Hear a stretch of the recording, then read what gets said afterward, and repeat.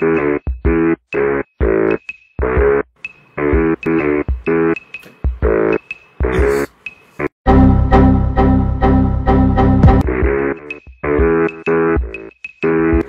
aí, fofinhos? Beleza?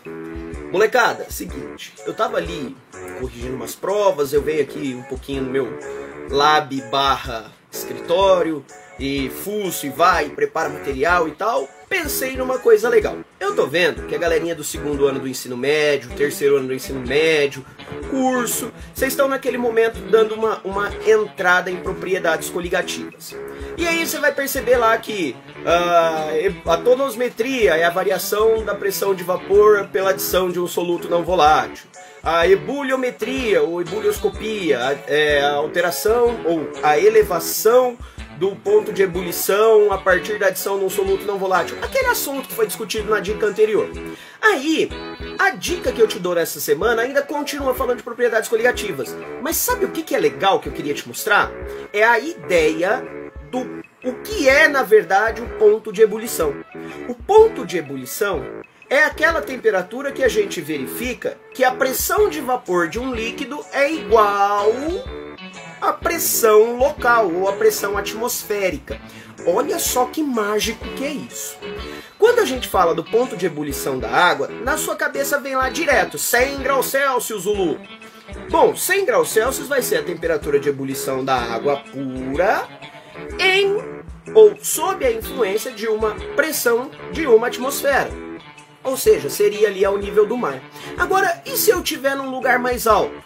Ora, se eu estiver num lugar mais alto, por conta da altitude, eu vou ter uma diminuição da pressão atmosférica.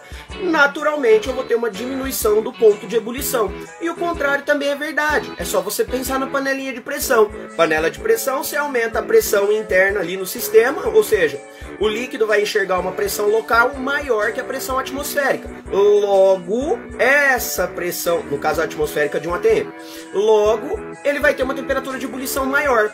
Oh my goodness, Zulu! Então se dá para eu aumentar a temperatura de ebulição, é possível eu diminuir a temperatura de ebulição? Cofídeos, e olha só que bonito, vamos dar uma olhadinha? Quando eu pego esta seringuinha, olha só esta seringa. Quando eu pego essa seringa, a água que está aqui dentro, ela está numa temperatura de aproximadamente 25 graus Celsius. E quando a gente olha, a seringa está aberta. Ou seja, a seringuinha aberta significa que a pressão dentro é igual à pressão fora, aproximadamente 1 atm de pressão.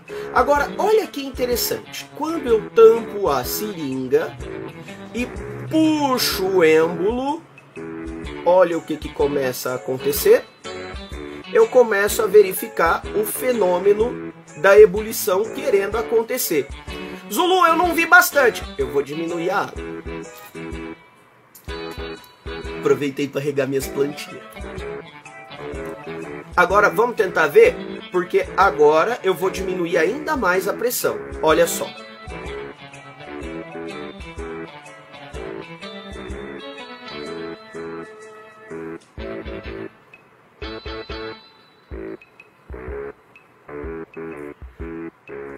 Vamos entender o que está acontecendo?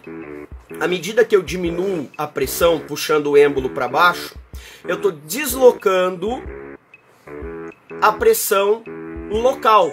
Eu estou diminuindo essa pressão local. Logo, nesse momento, a temperatura de ebulição do meu líquido também começa a diminuir. Ou seja, aquela água que ferveria a 100 graus Celsius, agora ela está fervendo numa temperatura menor. E aí é interessante você lembrar. A vaporização ela ocorre de 3 formas: evaporação, ebulição e calefação. A evaporação era aquela que acontecia na superfície dos líquidos. A ebulição é aquela que ocorre com a fervura, ou seja, eu percebo que começa a ter formação de bolhas. E a calefação é aquela mudança abrupta que eu vejo a formação do colchãozinho de vapor. Lindos, olha só que legal. Só para fechar a dica da semana, ponto de ebulição nada mais é do que a temperatura na qual a pressão de vapor do meu líquido se iguala à pressão atmosférica.